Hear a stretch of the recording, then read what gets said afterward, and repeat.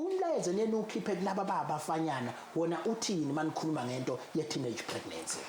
Uma sikhuluma nge-teenage pregnancy, masikhuluma nabafana, siye sithi asibheke laphana ukuthi esibayeni samadoda uma ngabe bexoxa izindaba ezokulungisa izinto zokuhlala abakubale ukuthi babafake labafana abancane ukuze babe mentorishe noma babaluleke ukuthi kuphilwa kanjani nanokuthi umuntu wesifazane nje kuphathwa kanjani, especially kulabo basuke besebezimbandakanyile nokuthi babe nobudlelwane nabanye abangangabo ontanga. So kufanele abantu laba abantu besilisa bakwazi ukuthi bakhulume nabafana nokunjalo nabantu besifazane. Khumbula ukuthi kunalezi zindawo la uthola khona ukuthi kukhona la kusahlolwa khona amantombazane, lapho kulezo zindawo bayakhuluma ngokuziphatha intombazane ziphatha kanjani.